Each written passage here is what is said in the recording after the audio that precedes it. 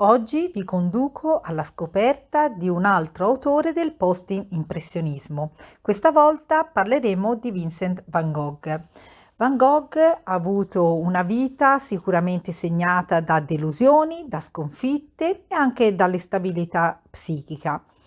Era un artista profondamente solitario. Egli, attraverso la sua pittura, considerate che ha cercato di comprendere la propria inquietudine e di farla conoscere anche agli altri. Van Gogh nasce nei Paesi Bassi nel 1853 e morirà in Francia nel 1890. La sua realtà vedremo che appare spesso deformata, è uno dei pittori più famosi al mondo.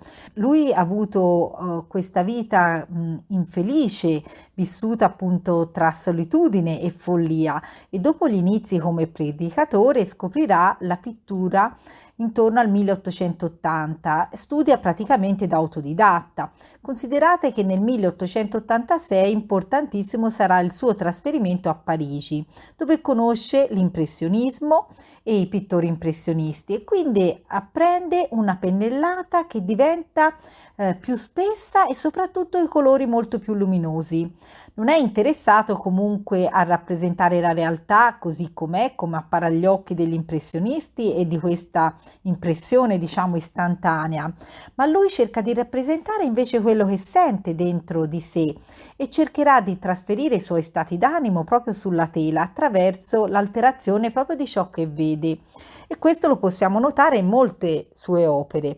Praticamente quello che c'è subito da comprendere nella pittura di Van Gogh è quella di far partecipe in un certo senso del suo dramma l'osservatore. Van Gogh ci tiene a far conoscere il suo dramma attraverso queste pennellate che diventano ondulate e punta molto di più sull'espressione del colore piuttosto che quella del disegno, allo scopo proprio di esprimere la propria inquietudine interiore. Era nato appunto in Olanda, aveva ricevuto dal padre, che era un pastore protestante, una rigida educazione religiosa.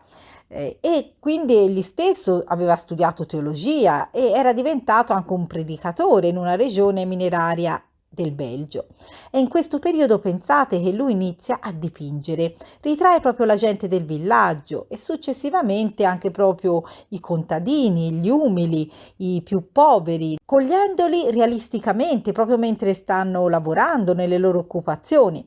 Considerate che uno dei quadri più famosi sono I mangiatori di patate, dove trovate dei contadini che si stanno dividendo una cena. Attingono, guardate bene, a un unico vassoio colmo di patate, dalle quali, vedete, si alza un vapore, no? Patate bollenti, sembra invadere tutta la stanza, una stanza che come potete vedere è umilissima. La luce della lampada a olio illumina proprio i volti di questi poveri contadini, di questi 5 contadini, segnati dalla fatica del lavoro. E qui capite bene che Van Gogh racconta la vita rurale in linea anche come avevano fatto i realisti francesi e scrive tra l'altro anche al fratello Teo molte lettere in cui confida quello che sta facendo e dirà: ho cercato di dare un'idea di come questa gente che mangia patate al lume della lampada abbia zappato la terra con le stesse mani che ora protende nel piatto. E quindi guardate bene, i colori sono i colori stessi della terra e delle patate che questi personaggi appunto hanno raccolto. Van Gogh andrà, come vi ho detto, anche a Parigi. Nel 1886 proprio raggiunge Parigi e il fratello Teo, che si occupa di una galleria d'arte, gli presenta proprio i pittori impressionisti. A contatto con questi artisti, Van Gogh cambia proprio la propria tavolozza e usa colori molto più luminosi e chiari e toni anche più puri.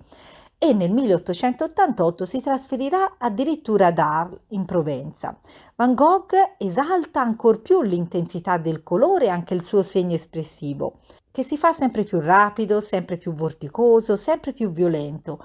La pittura di Van Gogh diventa segno e colore, come espressione proprio di sé, e aveva cominciato, abbiamo visto, con queste scene più i soggetti con nature morte o scene agresti, e quindi con le tonalità scure, e si arriva invece una tavolozza abbiamo visto più ricca, un linguaggio comunque sempre più personale, con pennellate molto materiche. È importante cogliere proprio il valore espressivo e simbolico della sua opera, no? L'ambiente della sua cameretta o che si osservi un paesaggio ci mostra quest'uso personalissimo che lui fa della pennellata del colore. Van Gogh, per esempio, considerate che amava molto il blu, l'azzurro, il giallo, considera colori spirituali. In loro accordo, secondo lui, il giallo e anche il blu produce un'armonia, un'energia che dà un carattere mistico. Pensate per esempio alla chiesa, la cattedrale di Auvers. Analizziamo alcune sue opere. Per esempio possiamo analizzare la chiesa di Auvers, in cui notiamo che cosa? Notiamo che la cattedrale è rappresentata da un'angolazione insolita.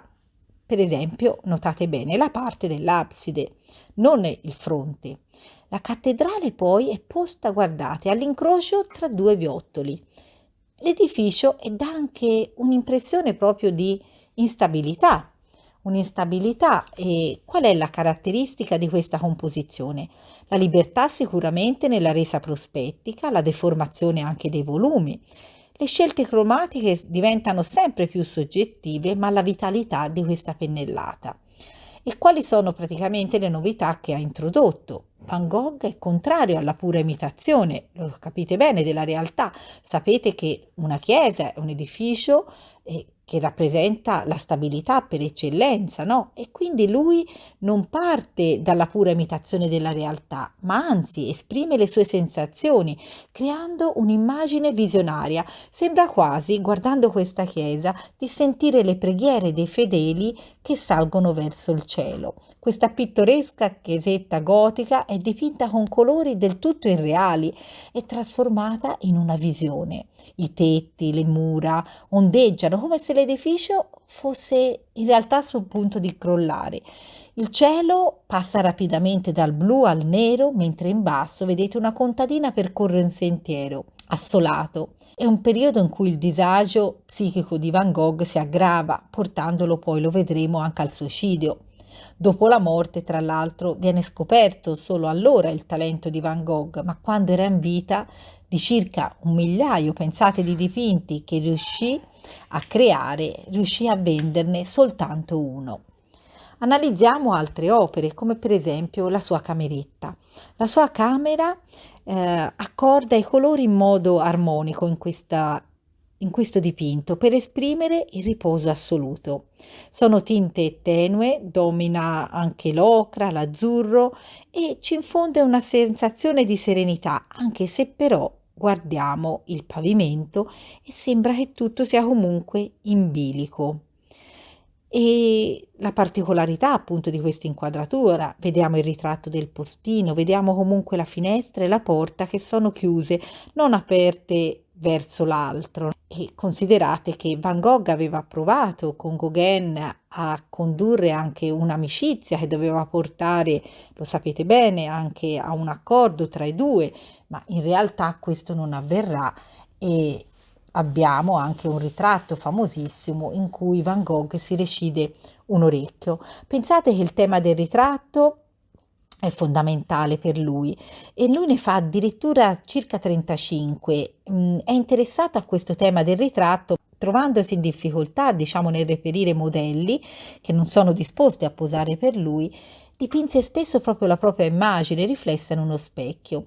Notate per esempio in questo autoritratto di Saint-Rémy del 1889 che cosa notate? Le sopracciglia aggrottate, uno sguardo fisso, uno sguardo intenso ma quasi allucinato. Le labbra però sono serrate, sono chiuse, il colore rosso vivo della barba attira la nostra attenzione e ci lascia trasparire il suo volto un'inquietudine e uno sguardo comunque sfuggente dell'artista. Le pennellate, guardate anche qui, sono molto evidenti, segnano un andamento curvilineo, quasi spiraliforme. e questi segni, che sono tipo serpeggianti sulla tela, sono segni inquieti, tracciati su uno sfondo, ma anche guardate anche la giacca, il suo volto, tutti questi toni e anche lo stesso queste pennellate vorticose ci annunciano, fanno vibrare tutto il dipinto, comunicando all'osservatore proprio il disagio interiore dell'artista e la sua inquietudine. Che dire di opere anche come La notte stellata? La notte stellata è una delle opere più famose che l'artista realizza praticamente nel 1889. E lui scrive queste cose al fratello Teo: stamattina ho visto la campagna dalla mia finestra, molto prima dell'alba, con nient'altro, oltre la stella del mattino, che appariva molto grande. La finestra della sua stanza è quella del manicomio di Saint-Rémy in Provenza, dove Van Gogh era arrivato proprio l'8 maggio del 1889, dopo una crisi. E questa lettera lui la scrive come sempre al fratello Teo, l'unica persona che gli è sempre vicina, che lo ascolta. L'artista, considerate, ci dice che resta sveglio per 3 notti a osservare quel paesaggio così suggestivo per lui, un cielo immenso sopra le colline, e comincia a dipingere proprio tra maggio e giugno questo capolavoro. Secondo le informazioni che proprio ci ha dato Van Gogh, la scena si riferisce all'alba del 19 giugno del 1889, anche se in base alla fase della luna dovrebbe essere invece il 23 maggio. Questo almeno secondo gli studi, quando il pittore può vedere all'orizzonte proprio la luminosa stella del mattino, cioè Venere. È l'astro, considerate, che voi vedete in basso con un grande alone bianco. Quella è Venere, la stella del mattino. Il resto del cielo è occupato invece, vedete, dalla luna e da altre 10 stelle. In basso trovate il villaggio, che in parte è ricostruito secondo la sua fantasia, il campanile con l'aguglia, un elemento però tipico del paesaggio olandese. E anche il grande cipresso, vedete, sembra ondeggiare, è stato aggiunto dal pittore forse anche per bilanciare la composizione. La forza espressiva di quest'opera è legata proprio alle pennellate materiche e il cielo è percorso da onde, sembra raffigurare proprio lo stato d'animo tormentato e sofferente. Questa non è la prima notte stellata, aveva fatto anche altri dipinti su questo genere e su questo stile, come La notte stellata sul Rodano, una scena serena però è più sognante e le luci gialle dei lampioni riflettono l'ampia curva del fiume. Veniamo all'ultima opera di Van Gogh, Campo di grano con volo di corvi. Sembra sia stata l'ultima opera che l'artista ha creato. In quest'opera vediamo un cielo minaccioso, dei corvi che volano nel cielo, il grano abbattuto in un certo senso dal vento, e trovate 3 strade e come spesso trovate nelle opere di Van Gogh, 3 strade che non consentono all'autore una scelta. Vedete, nessun uomo, ma solo corvi minacciosi sono appunto all'orizzonte. Il suo stato di solitudine e di malattia si era aggravato al punto da indurlo al suicidio proprio nel luglio del 1890. L'artista non ottenne il consenso sperato, come detto, ma la rivalutazione del suo lavoro arriverà proprio solo dopo la morte. Considerate che i suoi dipinti, come abbiamo visto, non intendevano rappresentare solo l'aspetto esteriore della realtà, ma piuttosto la forza della sua grande sensibilità, esprimere la sua anima, lo spirito di ogni cosa. Dalle opere di Van Gogh emerge sempre l'interesse per il colore espressivo che si fa puro, violento, con la forza del gesto e del segno, e anche una linea, soprattutto una pennellata molto evidente, tormentata, ondeggiante, che utilizza per esprimere proprio in modo istintivo e irruento le proprie tensioni, i propri stati d'animo. L'artista rispecchia in se stesso e nella natura e nei soggetti che dipingeva, deformando ogni cosa il proprio disagio interiore. Pensate che tutti questi elementi passeranno poi nella pittura espressionista. Grazie per avermi seguita e andremo al prossimo appuntamento la prossima settimana. Vi aspetto e buon studio a tutti. Ciao ciao!